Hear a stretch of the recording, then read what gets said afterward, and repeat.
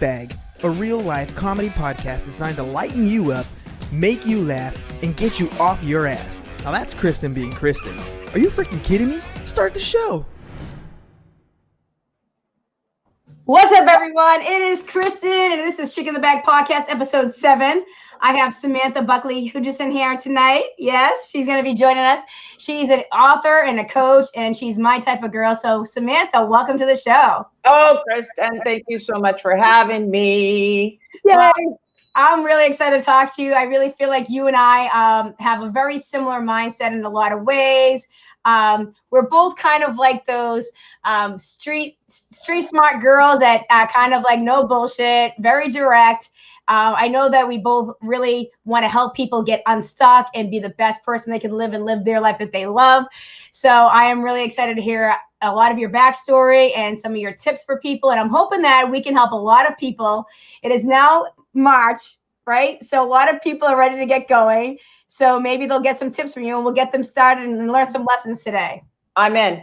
Tag me in, girl. All right. So Samantha, I've read some of your book. I'm still working through it. It's an amazing book. So I'm really excited that I have it because there's a lot of work, some worksheets in there and some lessons to do. So I'm going to really use it as a way to get myself unstuck in certain things that I'm locked on. Yeah. And I was reading the beginning and like, what an interesting life story you had. Your mom was kind of like an interesting person who kind of jumped from job to job and a very interesting life. So talk a little bit about your backstory because I think it's fascinating. Okay, well, I think that you're being really polite by saying interesting. Holy crap. But anyway, so, it's one of those things where nobody really, well, not me, not right. When I'm living in the solution mind. I don't really want to talk about my past. I do, don't get me wrong. But I don't talk about a lot because it's what made me what I am today, right? But the people that helped me write the book said, no, you got to tell people about your past so they know that you walked the path before. That's a great point because, one of the things I love two things that you just said. One is a lot of people, they feel guilty about their past, or if they've had like a bump in the road, like it's almost like they want to be like, okay, I got through that, but I don't want to worry about it. But that's part of who made you who you are. And I think, especially when you're writing a book or you're trying to coach or you're trying to help people, it makes a lot of people be like, oh shit, she's just like me. I went through that. So I think that was a really great advice from them, Yeah, I think so too. I mean, it's like, yeah. Anyway, well, here's the thing, because so many people, and you read this probably in the books, I talk about it pretty early in there, is, people feel like I need to know their story. I don't need to know your story because coaching is like, let's look through the windshield, not the rear view. But for the purpose of today, yes. So I become identifiable. I grew up a normal life. I mean, come on. My mom was married 7 times. Oh my God. 7. Actually, people, it's questionable. My brother and I were talking, one of my brothers, and he says, no, I think it was 8. I go, stop it. Really? 8? My dad was married 4. She's got me. Yeah, that's nothing. It's nothing, right? Right. So 7, let's call it 7. I'll give her, because that's not including boyfriends. Right? Those are actual marriages, and they were never to the same guy, but they always had the same thing in common. They were either alcoholics or abusers, or, you know what I mean? She had a shit magnet on her that, Yeah, but Samantha, that's a really important point because I think a lot of people have the shit magnet. And I always say most people don't realize they're in the same cycle, different guy, different job, same person. And I think that that's such an important trick to really learn, because if we don't learn our trick, right, what happens? We keep repeating the cycle. Well, and that's the thing. What's the common denominator? Yourself. Right? Yeah. So if somebody finds themselves saying, well, shit, this always happens to me. Common denominator. Yeah. Get out of the cycle. It's you, I promise. But that was the thing about my mom. And I'm so grateful to have learned this. Mm-hmm. My mom's still alive, by the way, and I don't hate her. I've worked through it. You know what I mean? But she's got late set Alzheimer's. So she doesn't know who I am half the time anyway. So, it's whatever. It's how it worked out. Mm-hmm. And one more thing about that, Samantha, I think that's great that you said that you worked through it because, when we've been through either childhood trauma or we've been through difficult relationships or we picked up bad habits from our own parents, if we don't heal that relationship or find a way to close that door, we're just going to keep beating our head against the wall. So I think that's a great point. Okay, so now I'm going to go back to what you just said because this is so fun. I hope everybody's taking notes because this is take notes. You're gonna learn friggin' in a vacuum today. Anyway, is that I didn't forgive her for her. Right. She did a lot of shitty things, and being a narcissist or mentally, ill or whatever the reasons were. I don't care about the reasons. As a human being and a child, I only care about really how it impacted me. Yeah. Okay. So then that being said is that I go, what's the gift in this? There was gifts in this. And you'll read in the book that I married my very own abusive alcoholic. No, I got to that point already. So I was like, I know that you brought the cycle into your own life. I did. When I was trying to not do that, I brought it into my own life. And the good news is I had a choice, draw a line right there and go, what the actual Sam. So, I could point my finger at him, but then, you got the 3 pointing back at me. So I took responsibility for my part in it, right? And that's the thing is that life's happening to you or through you, man. And so yes, Samantha, I totally agree with you because that's what I'm saying. Like, you don't have to forgive the person for their actions because, it's shitty what they did and you shouldn't have to go through those things, especially as a kid. And I spoke to a lot of people through like my show over the past year of people that have been through shitty parenthoods or shitty childhoods because parents were broken or parents did things that betrayed their trust. And they just said that they had to get to a point that they wanted to move forward with their own life. So they had to learn to process it. You know what I mean? And so I think that because otherwise you stay in that shit and you just circle in it. You know what I mean? So I think that you have to find a way to process it. So that victim mode, right? And so here's the thing: if everybody wants the tool of that, it sounds, because I heard it for years. It's like, we don't forgive for ourselves. Others we forgive for ourselves, and it's like, that sounds really great. How the hell do I do that? Because I'm pissed off now. Yeah, you know what I mean? Like, I'm mad now. Right. As I became, you want to know when I got mad? Yeah. When I had children. And when she started doing it to my kids, I'm like, oh no. We stop this right here. So so there's something to be said about that. And the reason I did it is because, you know what, she did the best she could. Shitty job. I'm super grateful because I learned a lot of what not to do. She's not a horrible person. She still has a soul and a spirit and all that kind of stuff. Yeah. And there you go. Do it over there. Wish you well. I connect to you on this because you said when you had your own children, that really hit me because my dad had a toxic mom and it was a very toxic childhood for him. And, I always say that, my parents divorced at a young age and like, he's been involved, but he had like, as I'm older now, I kind of realized like, wow, he didn't really get what he should have got as a young man, as a little boy growing up. And when we became kids, she would still do that toxic shit to him. Right. And I remember just being like, that is not how you're supposed to treat your son. And one day I was with my mom and she tried to make me say something and like go against my dad's trust on something that had just happened. And I didn't say anything. She goes, oh, do it for your mother. And I just looked at her. My mother would never play that game. And I just left the house. And my mother goes, because my mom's very polite. And she's like, well, that's your grandmother. I go, Mom, listen, she's a toxic beast. Like, she is not a good person. Like, I'm going to be honest. I'm like, she's not going to pit me.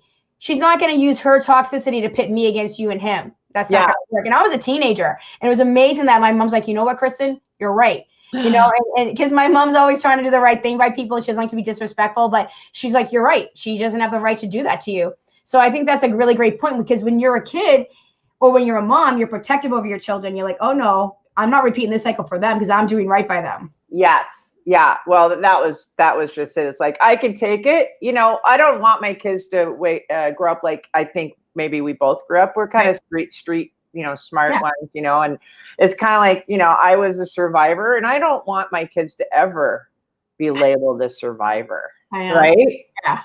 Right. I know. But anyway, so there's my 2 cents on that is that, I dropped out of high school a couple times. I haven't lived with a parent since I haven't lived with my actual parents, either one of my parents, since I was 14. Wow. Now, did you ever know your real dad? I know there's been half dad. That is my real dad. Okay. No, I write about my real dad. That's right. I did read that in the book. Yeah. My real dad, I'm his namesake, right? His name is Sam. So I'm Samantha. Okay. But he, he was a typical out of the coal mine, West Virginia, became, lied about his age when he was like 16 to get him in the military. He's out of the coal mine, military, football, cop, blue Yeah. collar, go get a job as a bank teller, go get a Yeah. job at the DMV. By the way, don't Get a call nice safe after. job for 20 years and retire with pension. Yeah. Exactly. And he was a drinker. I mean, a heavy drinker, alcoholic, right? So, we just kind of learned that, okay, it's after 5, don't call dad. Wow. Yeah, that's tough, and it's funny because I think that so many people don't realize that. They think that sometimes they judge a book by a cover, like look at you and like, oh, look at her. She's tall, she's blonde, she's blue-eyed. Like her life must have been so easy. And it's like, you just never know what's going on in someone's household. And I always say that about people. Like, I always try to say like, you don't know. Like a lot of people think that I'm always like my life was so freaking easy. And it's like, no, I had tough times, but I learned from my childhood and I learned from hard things in my life. And that's why I'm such a happy person. I'm grateful because I know the ugly, I know the hard, I know that. So I want to try to be happy, and it's a conscious choice. But you've got we talked about the book about making like yummy cookies, right? So one of the ingredients to making yummy cookies or making a yummy life is take responsibility. Yeah. Keep your side of the street clean. That's another thing, right? So what somebody else chooses to do, that's fine. My 15-year-old had a bit of a falling out with his buddy. And quite frankly, my 15-year-old was wrong. There you go. I said, clean it up. And he says, well, I'm trying. I said, just keep going. He goes, well, he won't talk to me. I said, keep texting him until he blocks you.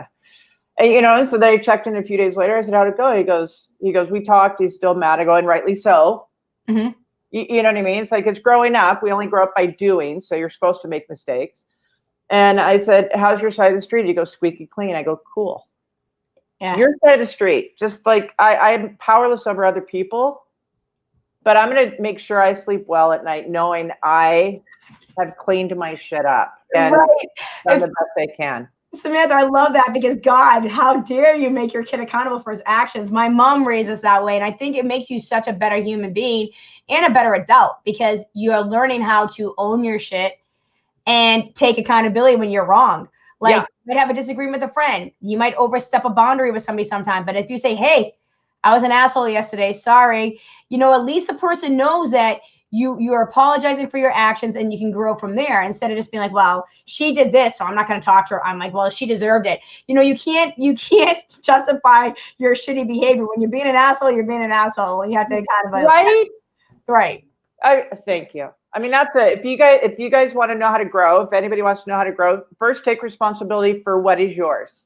And maybe you had some really horrible, yucky things happen to you, but how you reacted to that or responded, that's on you. Yes. I mean, I think that's his whole point. Like everyone's like, oh, well, my this happened to me, so I have the right to do that. Or, it's like, no, you don't. Like, you have to try to figure your shit out because otherwise, and that's another thing, like going back to like when you were saying like not looking in the mirror and not owning up to what you're wrong or right about. You're gonna take it into everything. You're gonna take it into relationships. You're gonna take it into your personal relationships, and you're gonna overstep bounds with a lot of people. And you're gonna make a lot of mistakes and lose a lot of friendships or lose a lot of jobs. Like I know that I was a more of a feisty communicator as a younger woman. You mean when you were younger, you were? Yeah. but I'm saying I feel like I try to be a little bit more productive in my direct communication as I get older, especially in like a work environment. You know what I mean? I really I think that it's something that you learn as you get older. You get a lot more with somebody if you come with if you present the information, right? Yes. I think it comes off a little bit better if you stick to the facts and calm instead of feisty, Well, and here's the thing. I mean, we do the best we can, but how many times did you look back at an interaction where you were feisty? That's what we'll call it, and really get what you wanted, other than a story of how feisty you were. Yeah. You know what I mean? Oh, I told them. Okay. But did you get the end result that you wanted other than, Right. So I think if you can be a little bit firm and like direct and people go, ooh, they find a respect because you presented the information in a productive way that is like, hey, you did X, Y, Z and that just doesn't or whatever, or you overstepped a boundary, or people be like, oh, and then you open a dialogue and maybe it actually helps that person look in the mirror and be like, oh, I didn't realize that I do that or I did that. I just think that I think it's something that I wish more people I wish you taught more correct conflict resolution or productive conversation. Now, you do coaching in business? Is that something that you do in your I business? do both. I do life sales and business. Yeah. Okay. Now, how did you get into sales? And then how did you get into how did sales come? I'm sure you went through a lot of jobs with your street smarts and your different process. And then how did coaching come out of that? Okay. So we go back to me being the big giant quitter in school and college and everything. I actually wanted to be a music teacher. Okay. And so when I dropped out of college, what? You play instruments or sing? Sing. Okay. Yeah. So when I dropped out of high school, I got my GED when I was 16. And I went off to community college. And then I realized that and I hated school. Sorry, I'm a school hater. Hi. Anyway, school hater here. And so I went off to college and I found out, I'm going to go to a university or college here, and I'm going to make the same amount of money when I graduated as I'm making now managing the shoe store, the video store back then. That was a video store.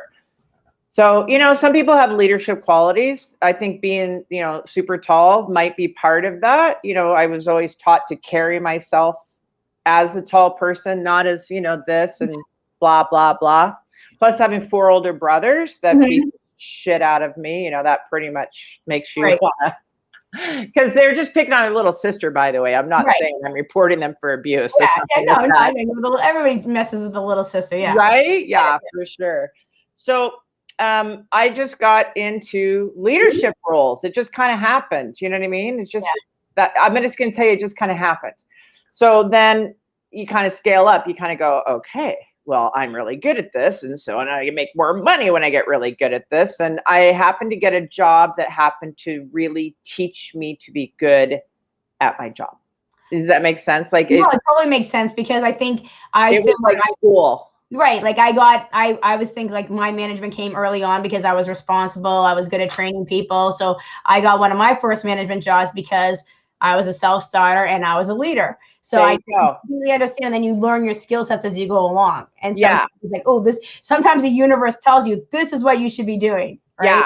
Yeah. And so that's exactly what happened, is that my school was this company I worked for when I was like 20, 21. And it raised me. I worked for them like almost 7 years. And it was like, it raised me. And so I'm super grateful for that. And anyway, it just just kept going. You know what I mean? Just like, okay, bigger title, more money, more, all that stuff. Because money was security to me. Right? Yeah. And it is for a lot of people, but it really was for me because I'm a dropout. I didn't go to school. I was the white trash in the fancy neighborhood growing up. My mom. I can connect to that so much, because Boston is a very like when I was growing up, we went from an affluent community to a working class neighborhood. And it was like, oh, you live in that neighborhood. And I used to be like, what? I don't understand why you would judge people by an address. So I used to be like, what is money? You think money makes you who you are? But I mean, it is. So I can completely connect to that part of your story. Yeah. Yeah. Well, it also is like, don't answer the door because it's somebody serving us papers. Because my mom was brilliant at not taking responsibility. Like we said, like not paying the mortgage, like closing down businesses. Like we were getting sued left and right.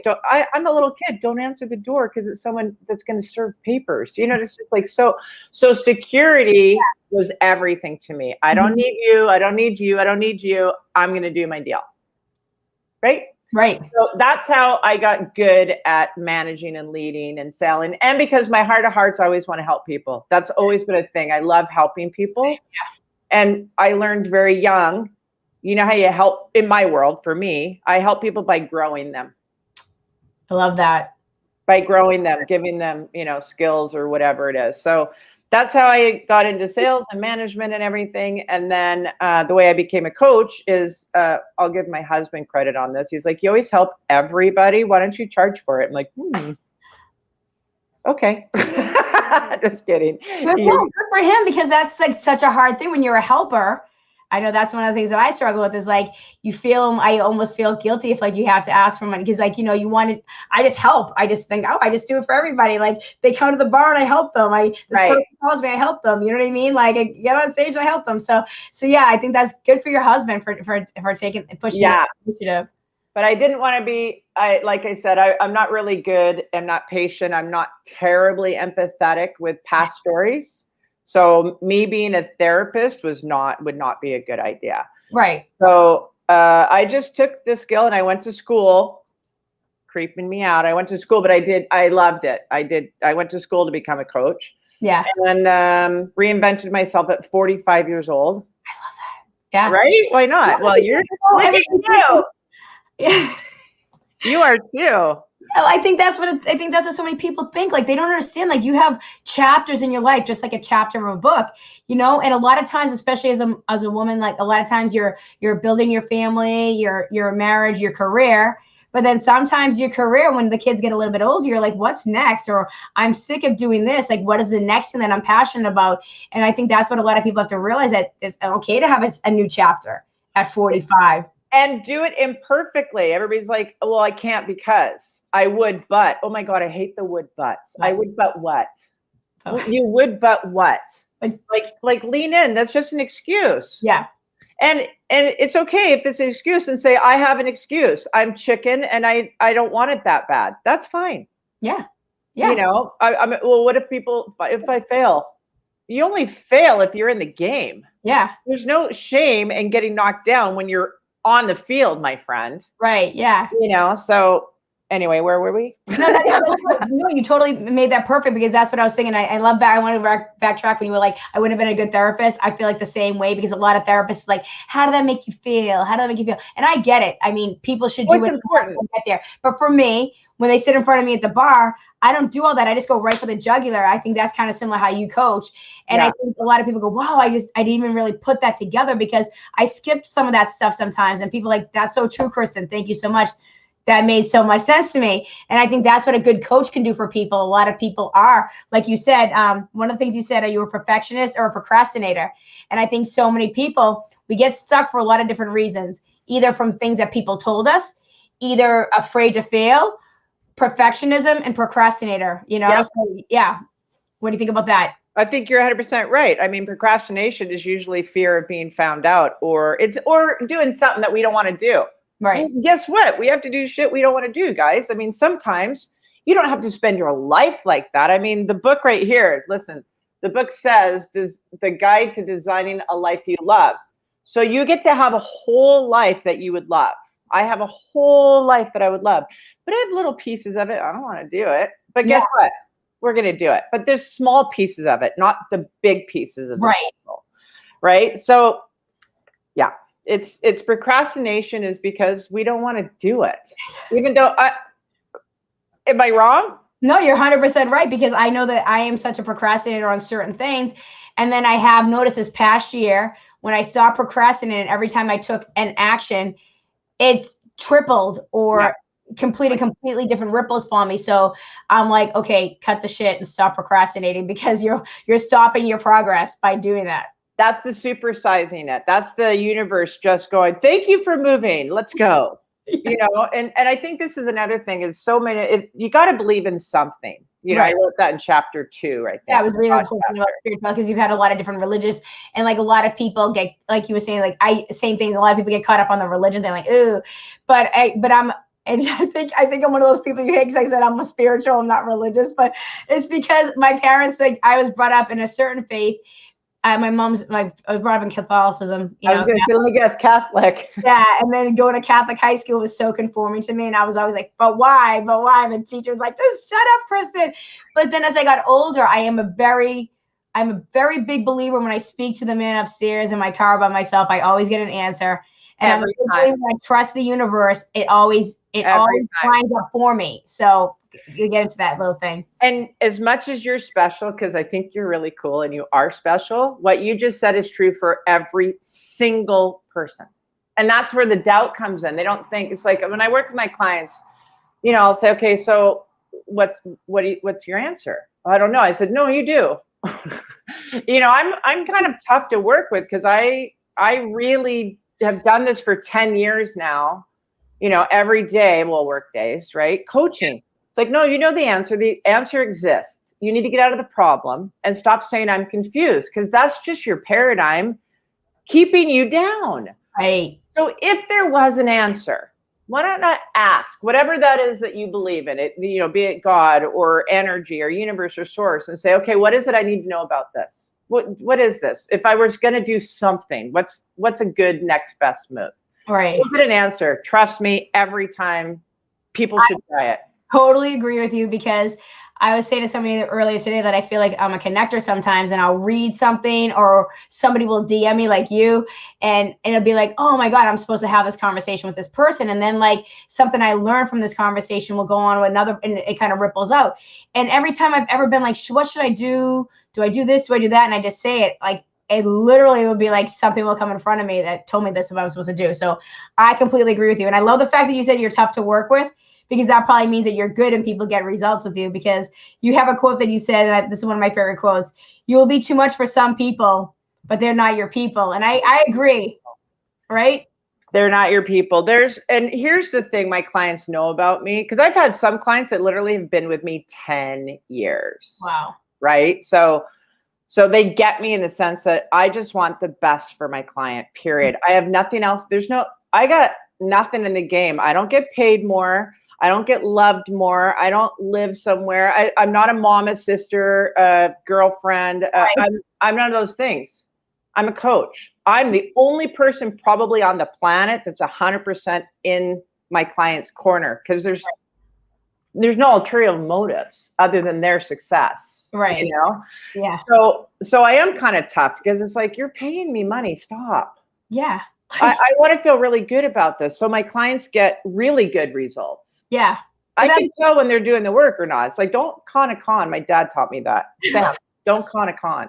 Yeah, because you can tell when someone's just going through the motions, right? And what's the point? If you're going to pay a coach, why would you want to go through the motions? Do you want to get somewhere, or do you just want to kind of half-ass it? It's like going to the gym or paying a personal trainer, and then you're really eating cheeseburgers every night. And you're like, why aren't I getting anywhere? It's like, because you ate like 5 cheeseburgers and didn't follow the eating plan. Yeah. I always tell people, I said, I know if you do the work. You don't even have to talk to me. I just know by what shows up in your life. And that goes back to what we were talking about energy source, whatever. I know that when I open myself up to, okay, I got a DM from Sam for some reason, I need to talk to her or whatever, that it's the universe or whatever going, let's go. Yeah. And we're not in this alone. You got this giant power, be it God, source, universe, whatever you want to call it, that's matching you. Right. It's like, phew, and everything always works out. So far, everything's always worked out. No matter what. If you're listening to us, your life's worked out. Right.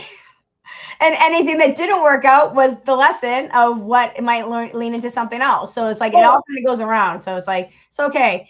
You can have a choppy background and still do something successful. Look at Samantha, Well, look at you. But how many times have we looked back and go, oh, that's why I didn't get my way. Yeah. That's why I didn't get my way. I wanted it to be this way. So the how it works out, none of your business. Just know it's working out, and it always has. Right. There was one part of your book. One of my favorite words is complacency. And that was in you. They have like a little section we break down a bunch of different words. Complacency for me, I think, is people's biggest enemy, because a lot of times when we become complacent, we almost are just existing. We're just kind of going through the motions. What is important to complacency to you? I'm going to out myself here. Okay, so I myself have been complacent.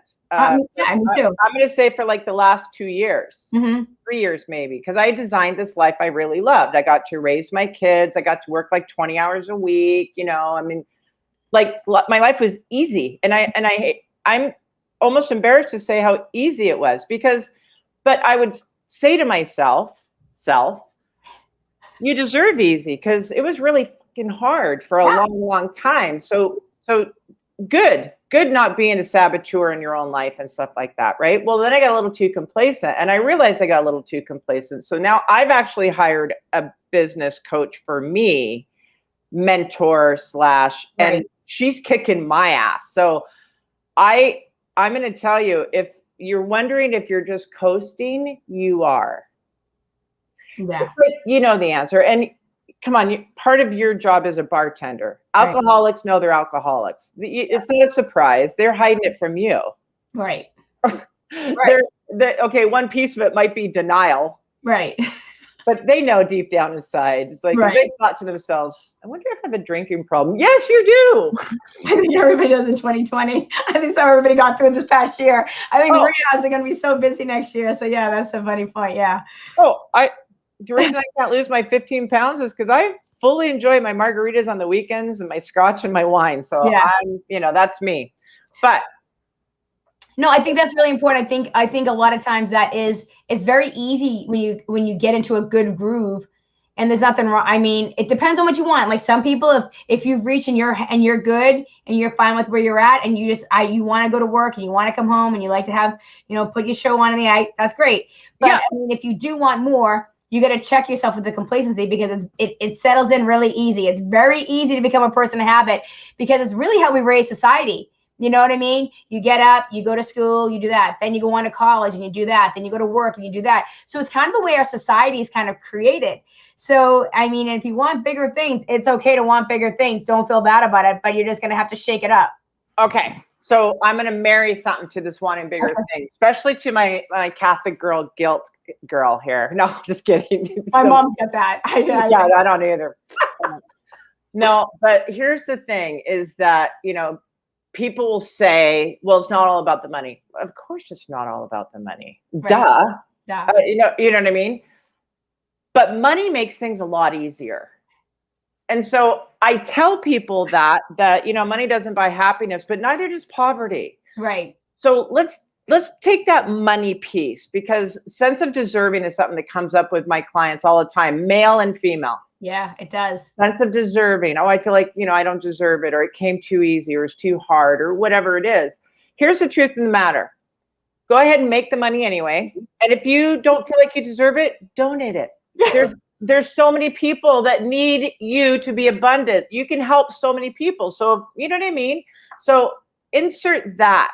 If someone's kind of having a problem with, money, that's a bullshit story. The money doesn't, I don't need it. Well, somebody else does, so make it for them. Right. I literally just had this conversation with my friends. He's going to come on in a couple of weeks, and we're really going to get into the whole money and capital and this and that, because a lot of people are having such an issue with people that make money, don't make. It's a big conversation right now. I know. And I always say, I started with none.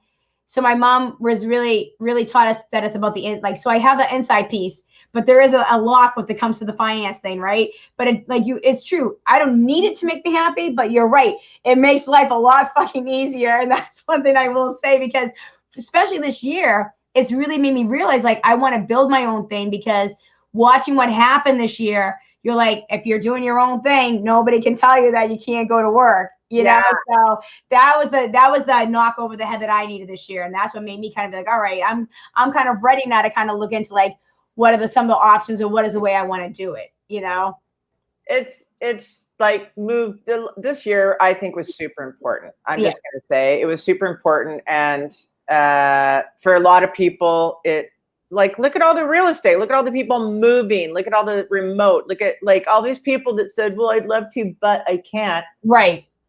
And then conditions and circumstances changed. And guess what? Now you can. Yeah.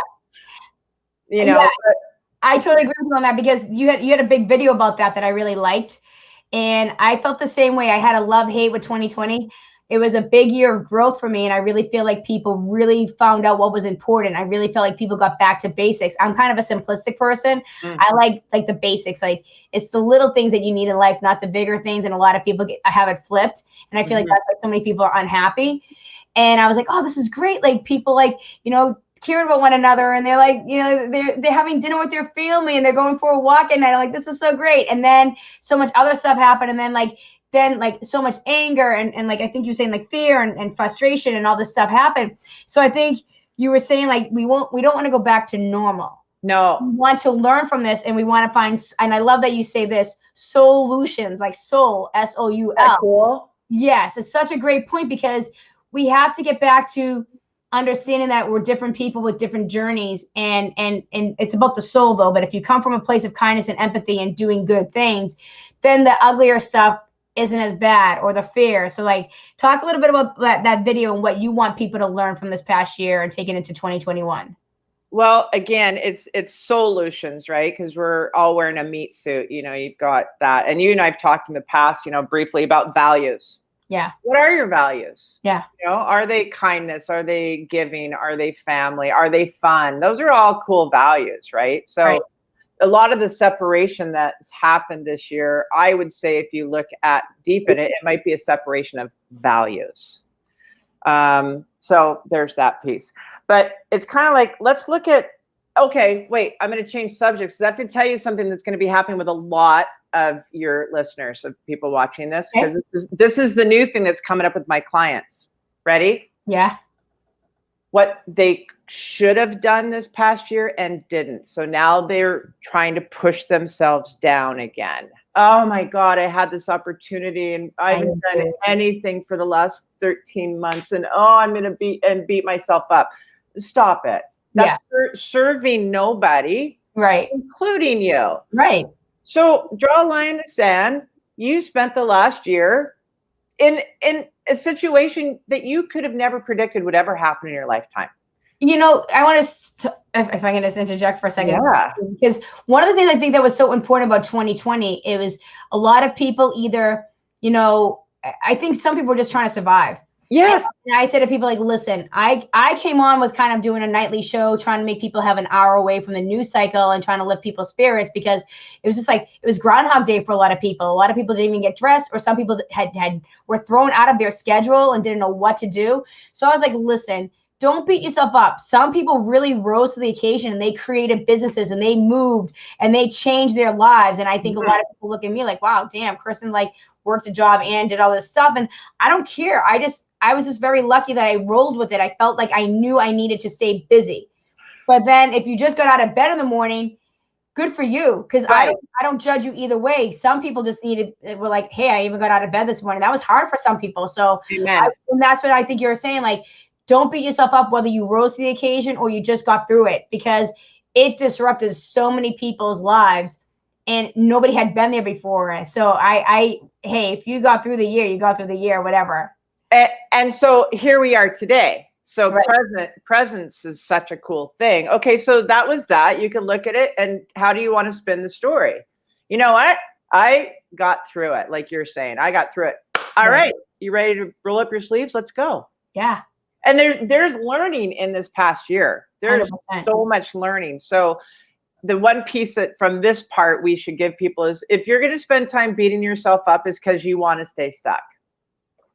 Because you're more comfortable stuck than designing a life, and what's capable for Kristen is capable for anybody. What one person can do, everybody can do. Yes, you're special, but we all have our everything's special, right? And that's what I realized, like, God, like, and I think so many people, whether it be like your childhood, like look at you could have been like, I'm garbage, I had a tough life, I didn't come from the right neighborhood. You could have just given up and be like, that's who I am, like I have a job or whatever. Or you can be like, hey, I can't let what happened to me as a childhood be the decision of where I'm going to be. So I think a lot of people have to really those little mindset shifts, or those little inner conversations you have with yourself. Are you going to sit there and say that you're not worthy, or you are worthy? Yeah. Or are you going to let there and say like, that was like, and I think that's one of the things that I think that's probably what a coach probably helps some people that have that wrong dialogue in their head turn around. And I love the fact that you call your program Designing a Life You Love, because I think that's the whole key to love. Like life, I think one of my favorite sayings is, live a life you love and love a life you live. And I think that's right. Is that such a great quote? So what are some of the things that you think what made you decide to call it Design a Life You Love? Love. Yeah. Love. Okay. So I talk about one of my former mentors, and that was something that Mary Morrissey, and that's something that she used, those words, love. What would you love? And it just really landed on me. It's not like, or want. Love. It's love. Love has got such if you could assign a vibration to a word, which can, but for my purpose today. So, what's got a stronger vibration, like, want, or love? Love. Oh my God, I love that. Yeah. Love that song. I love that song. I went to that restaurant. I love their spaghetti, whatever. It's like, oh, I like it. Yeah. So it's that, gosh, I had this thought I wanted to give you a second ago and I forgot it. Anyway. All right, Yeah, no. So it's design a life you love. And so I said it a couple minutes ago, it's possible for one, it's possible for anyone.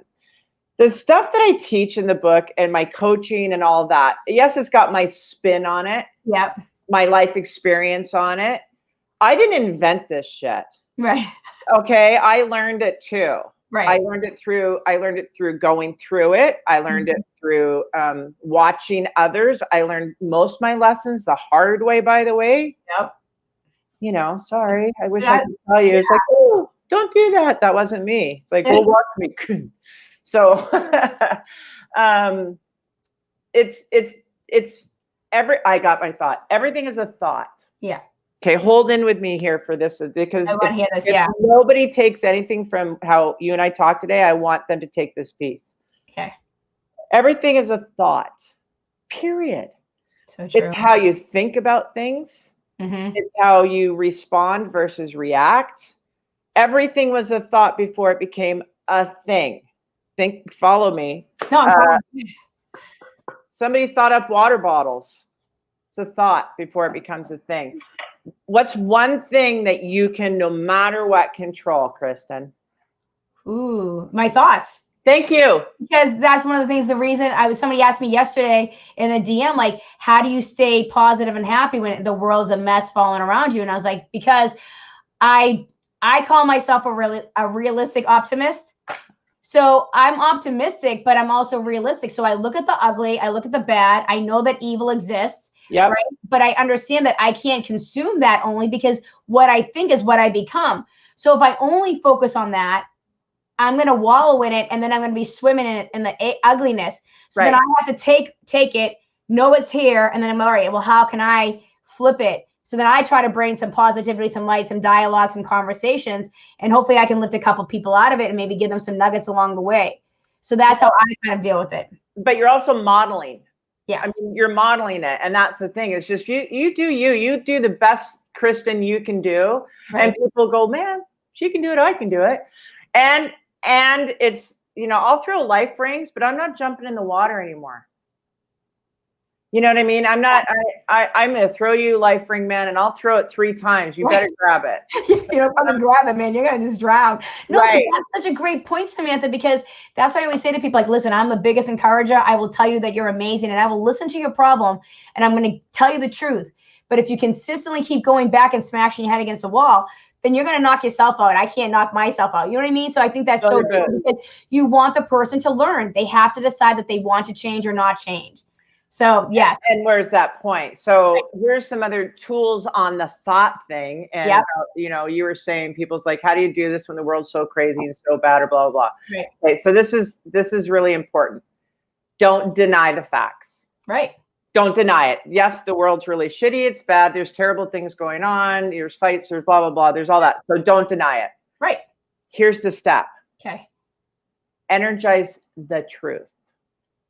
Write that down, you guys. Energize the truth. I'm going to write that down now too, because I love that. That's a good point. So, and I'll give you a simple example. Okay. Fact is, I have, $100 in my bank account. I'm not going to deny that. Yep. But the truth is, I can go sell something, or I can go, I can have another $100 tomorrow. So put your energy into what you would love to have, not into that low pull you down frequency. Mm-hmm. So don't deny the facts, energize the truth. My sister, recovered from stage 4 cancer. They basically sent her home on hospice going, good luck, see you. Wow. And her family said to me, Aunt Sam, I think she's in denial. I go, no. She's just denying the diagnosis. Yes. Wow, Sam. She's energizing the truth, and the truth is she can be completely healed. And let me just tell you that she was completely cancer-free. That's insane, Samantha. I love that, because I'm such a believer that, your thoughts really can perpetuate what you want in life. And so many people don't realize the value of their mindset. So that's one of the things that this year I've had to really focus on that, because it's so easy to get pulled into the shit or the ugliness, or get pulled into that conversation. And then it seeps into me. I can catch myself. So now I said, listen, Kristen, you really got to be more proactive at pulling yourself out of that and not getting stuck into that into that wave, because it can take you in so easily. And then it plays on my psyche and my energy. So I really, that's one of the things I'm so conscious of, how I treat my energy, because I know that I have highs and lows, and my lows can be brutal. And I know that I'm better when I'm working in a high vibration. So I try to keep my highs. And that's just facts. And it's not that like my life is, yay, everything's easy. No, I have shitty days, but I just feel like I don't want to wallow in it, because I know it's just going to make a bad week. And I don't want a bad week. Right. Well, whatever you give energy to, you get more of, period. Right. Bottom line. Whatever you, that's okay. So we go all the way back to the start of our conversation. Right. And I say, I can tell you that I know when my clients are doing their work or not. And this is even when I do my courses. Like I do courses and I might have 20 or 30 people in the course. I can't see them. Yeah. You know what I mean? Like, but I can say, check in, what's going on? And I'm like, you're not doing the work, because your life would be changing right now. I've been doing this long enough to know. Yeah. Thoughts become things. Yep. So change your thinking. If you want to know what you energize, take a look at your life. Yep. Period. If it sucks, if you have sucky thoughts. Yeah. I know, and people don't make that connection. I'll take it on another level. I always celebrate what I have instead of I don't have, like and that's a simple shift. Like, hey, I might not have the biggest house, but I have a house. I might not have the best car, but I have a car. You know what I mean? And I think that a lot of people are so worried about having the best, and they don't realize like could be a trap. You could be spending too much money on that and then not have the money to invest in a business or invest in yourself, because you're too busy making sure that you have the right one when you're out on the street for street cred, So that's a great point. That's low self-esteem, by the way. Yeah, I know. That's low self-esteem. I got to have the fancies. Don't get me wrong. I like nice things. In case you guys were wondering, I like nice things. Yeah. But it hasn't always been that way, and I earned them. Yeah. I earned them. You know what I mean? So they're paid for, and there's nothing wrong. I'm not going to feel bad. Right. I'm not going to feel bad because I have nice things. Right. Because I do remember when I was literally searching for pennies when I was married to my ex-husband, for pennies in the corner. I can picture the apartment right now, trying to buy a newspaper to get a job. Yeah. So because I chose to never go back to that place, doesn't mean that we can't have nice things. But if somebody wants to compare, let me tell you this. I love this. Ready? Compare backwards. Don't compare across. Don't compare ahead or to others. Compare backwards. Where are you today from where you were last year or 2 years or 5 years ago? I love that, Samantha. That is super, super powerful, because that's what so many people's problem is. They're looking beside themselves, like they're looking at this person or that person. They go, oh my God, that person. And what I love about that, there's two things I love about that statement. One, it's because it gives you credit from where you came from, right? And what you've accomplished. And then and it's keeping you focused forward of where you're going, right? But the second thing I love about that is that you don't know the other person's backstory. You know what I mean? You're always like, it's like that saying that you're judging somebody on the chapter that they're on, and you didn't read their whole entire book, or you're judging somebody by like their camera roll, like the one that they want to post and not all the things that they threw away. That I think that's a really, really super powerful comment for so many people, because we spend so much time over focused on what other people are doing, and we could really probably just put a lot of more energy into what we're doing. You know, when we focus on the competition piece, Wallace Wattles wrote a book in The Science of Getting Rich back in 1910. You know, competition is the thief of creativity, right? Yes. So it's kind of like, you want to compete with yourself. You know what? Compete with yourself, and I promise you, living a happy, yummy life that you really love. Mm-hmm. Other people look at it and they'll be like, in that book when Harry met Sally, when she's like doing the sex scene or the restaurant scene, where the mom says, I want some of what she's having.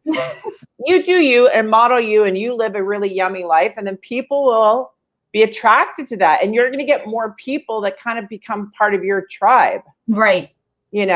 So true. One of the things I love that you said is going back to focusing yourself and like competing with yourself. I love that you have this little exercise. You say who you are without your name, your career, your things, or your friends.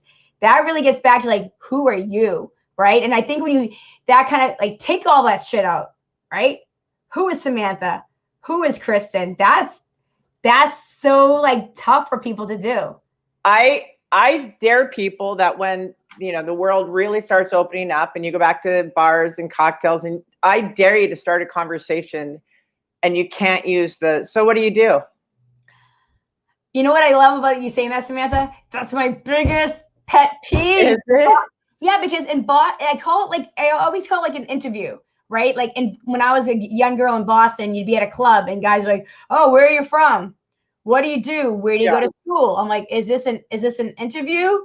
You want my resume or do you want to know about me? And a lot of people, like, I get kind of sick of those. I like organic conversations. So a lot of times I'm like, don't ask me my favorite song or my favorite concert I've ever been to. Like, talk to me about life. Like, then that's where the conversation really gets interesting. But a lot of people just go to those normal 5 questions, and you're just like, oh God, it just becomes so like monotonous sometimes. It makes the conversation almost feel stagnant, because it's like you answer it 14 times a night. Yeah, especially when you're meeting people, you know, like come over and like try to say like, oh, hey, that looks interesting. What are you drinking? And then like let an organic conversation come. Try to I love that.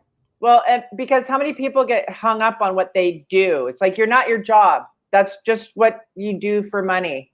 Or as parents, I've noticed a lot of parents are now caught up on who their kid is. So you listen to a lot of conversations. Like when I'm bartending, I listen to conversations constantly. And I understand sometimes, like I'll ask a customer sometimes, like, because I never know who's visiting. I'm like, oh, what do you do?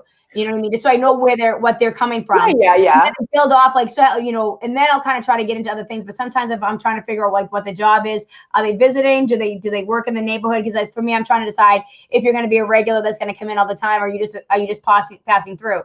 But then like I love listening to the conversation when it's like, oh, so you got 3 scores and blah blah blah and da da da da. And I'm like, and I get it, you're proud of your kid. But at the same time, you know, you are still a person and you're out with your friend, like, hey, what have you been up to? Like, what's going on in your life? You know, I get that the kids are going to be part of the conversation, but still make sure you're still Bob or you're still Samantha, because you're not your children, because they're going to leave you.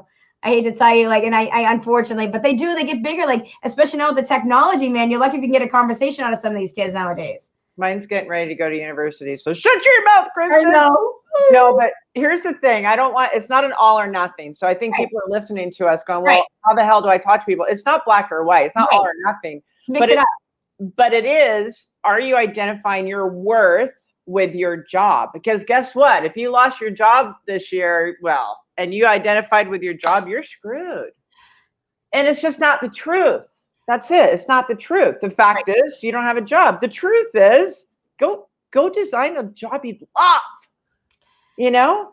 And just, so we're not saying you can't ask somebody, you know, where are you from, or, you know, anything like that. But let's just get a little bit deeper in. So, you know, what kind of work do you do in the world? I actually asked that question. That's a good one. I like that. I like that's a better way to phrase it, because it sounds interesting. What do you do in the world? Because one time and I think because a lot of people underestimate their job. They're just like, I just do this and that. And then they're kind of feeling negative about themselves. So I'll say, oh, well, like one time I had a guy that was like, oh, we design glass, blah, blah, blah, blah. But it was something that amazing what the glass does. I go, well, think of what you're doing with the ripple effect of that job. Like you're actually making a glass that's making this possible. And I go, so that's kind of cool if you think about it in that way, because it's so easy for people to kind of like not feel like they're interesting because of their job too. So sometimes like it's a double-sided question for me, because I'm trying to like make them see that they do something kind of cool, because I don't know how to do that. And sometimes it's interesting what people do. Well, I think this is me thinking that there's a portion of all of us that needs to be in service. It's just me. I think that, you know, we need to be in service of. Can you think of a job that's not serving something in some way? No, I mean, Bring it. I don't think I can, because we really, in some way, shape, or form, you are serving. Right. You know what I mean? Like I always say that I'm serving people food and drinks, but I'm also serving them conversation and connection. Right. And that's one of the things that was hard for me when I was out for 3 months. And then when I went back, I was like, I don't care where I'm going to bartend or waitress for the rest of the month, because I just needed that personal connection, because that's something about the conversation that kind of like fills me a little. I just like people and hearing their story, because sometimes it changes my mood, being around a good conversation with a good person. can totally change my day. But yes, service is like what we do. Like there's some way, shape, or form you are serving people. You're serving, and when you live at your authentic self. I know that sounds hokey, but it's true. So when we're at our authentic self and we're doing us, be of service, be kind, and know that whatever it is that you choose to do, and I don't. You know what? It's from the 80s mentality of like, the yuppies, and you had to have bigger, better, greater, da da da da da. Yeah. Be happy, do you? Right. Because all the world needs is more people happy with themselves. And guess what? If somebody says, "Oh, well, you do, a low-level job," well, I'm happy. Yeah. You do a high-level job, and your wife hates you. I don't care. It's so true. Because it goes back to we don't know people's stories, right? Bigger isn't always better. Just be happy. Like, some of the greatest people I know do low-level jobs, and they're amazing, and they're super happy. So. And that's one of the reasons I love having conversations on my show with people from all different walks of life, because a lot of times, sometimes that person who might be a low-level job to somebody else, they have an amazing passion that on the side, they're like feeding people or doing something amazing. And I'm just like, how dope is that? And I think going back to what you're saying about serving, I find the more people that I talk to that have a serving side or do something that they're passionate, they're happier people in general. Right. Because there's ripples that it comes back. It's like it goes in and out, so. Do work you love. And if you don't 100% love it, love what the work does for you. And what I mean by that is, let's say I personally have a bad back, and I have a strong nose. So I probably don't want to be a garbage person. I probably am not, it's not the best use of me, and I probably wouldn't enjoy that very much. But it's a union, and it would pay really well. So then can I be happy with the money I get from that to go do other things that I love? Right. So there's a caveat too, by the way. There's a piece to that when people say, "Oh, live your purpose, do a job you love." And guys, let's not black or white. Sometimes we do what we do so we can do more of what we love. That is a great point. As we get towards the end, I think that's what I love to say to people all the time. Like, I love serving, I love bartending, I love waitressing. I have passions that I want to do, or I have other things that are bigger, but I actually love the fact that I go to a waitressing job or a bartending job, because I get so much out of it. It gives me so much for my own personality, or I learn so much just dealing with people. Yeah. And being able to connect those conversations, like there's just something that comes from it. So I always say to people, it doesn't have to be both. It doesn't have to be that you have the greatest job. You might have a job that pays your bills, and you might have a side passion. So you can either do it two ways. Your job can become your passion. Yep. You're very lucky if it can. Or you sometimes have a great job that maybe pays the bills, that gives you the lifestyle that you want, that makes your wife happy, your kids happy, or your husband happy. And then you have like maybe something that you do on the side. And I think it doesn't have to be one or the other. Like, life isn't black or white. You can do it multiple different ways. Thank you. And be in gratitude for your choices. Yes. People that say, "Oh, I have to do this." No, you don't. No. Maybe for now you have to do that. Right.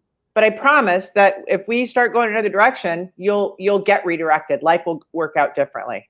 Yeah, and you can also say, if you don't like the job you're in and you feel the need that you want to do something that you're more passionate about, then there's nothing wrong with making that jump. And then you can reconfigure your life to work that way. So if you have to simplify to be more happy, great. Get really clear with it. Makes more money and you do it on the side, they're both great. I always say that to people. I'm like, I'm not saying that it's not okay to be rich. I'm not saying that you have to be poor. I'm not saying either way. I'm just saying you are your own person, and whichever way it works for you that makes you the happiest, that is what you do. And that's what me as a coach does for same thing. You should be a coach. Well, you kind of are, Kristen. So, but that's what as a coach. It's like, I'm gonna help you see your path that you want to have, right? Exactly. And I think one of the things that people have to realize is that there is not, and this is one of the biggest things that I think there's such a pressure, whether it be social media or the way that we present, that there's one story, one way to go. And I've always been someone that likes lefts and rights. I've never been the person that goes, "Oh, right down the middle, we all have to do this because everyone's going this way." I'm like, I want to see what's over here. And I've done that with my son too. And I think that that's what people have to understand. It's okay that you can take a left or a right. You don't have to do what everybody else is doing, because it's kind of crowded. That's why there's a lot of traffic on the highway. Oh, I love you. And you're never too far down a road that you can't hit the brakes and go, I'm going to turn around and go left. Everybody stays with something. Well, I'm so invested in it now. It's okay. Be invested in it, but turn left and be invested in it. it's not working. You're smacking against a wall. It's okay. Don't quit. Back up, turn around, and go find the right path. I love that. That's such a great message. God, Samantha, I've had such a blast talking to you. I really feel like, I think if hopefully people got out of this conversation that, like we said, it doesn't have to be one way. There's so many different paths to life. And one of the things I really want out of this show is, like, we stir up the pot and we try to have conversations and share different thoughts and feelings. Let people understand that it doesn't have to be one way. We can have different ideas and different ways to live our life. And it can still be interesting sitting down and having a conversation with somebody. And I think that, from a lot of the life experience that you had, made other people maybe look through things differently, and maybe they're going to take a chance on something that they were afraid to do it, or maybe a little pivot. And but tell people where they can find the book and find you. Okay, so the book's called Unstuck Yourself, yourself. It's on Amazon. It's on all your Barnes & Noble, all that stuff in America. And internationally, it's on Amazon. Okay. And you can go to my website, which is www.designedlifellc.com. Follow me on Instagram, reach out, we'll hang out, we'll talk. I'm not as much on the Instagram as on the interweb as my friend Kristen, but reach out. I don't have a website or a book yet, so okay. Samantha. Well, reach out and I'll reach back and we'll have some fun. And if I'm not, I'm happy to direct people. How's that? But get the book. Awesome. It's fun. And it's on Audible too, if you don't like to read. Oh, that's even better, because a lot of people like to do the Audible because they're in the car. Amen. So, well, that is amazing. So I'm going to say, everybody, thank you so much for joining us for episode 7 of Chicken in the Bag podcast. I will be back next week with Oriana Griever. I can never say her last name, but she is a relationship coach. So we're going to get into relationships and men and women, which should be a lot of fun. I will be back next week. Samantha, thank you so much for joining us. And we will see you. Thanks for having me. You got it. Okay. Bye, guys. Bye. This episode of Chicken in a Bag is over. She's got to get back to being a mom, wife, bartender, therapist, comedian, real life stuff. But you can catch more episodes of Kristen being Kristen on YouTube. Don't forget to subscribe. Catch you next time.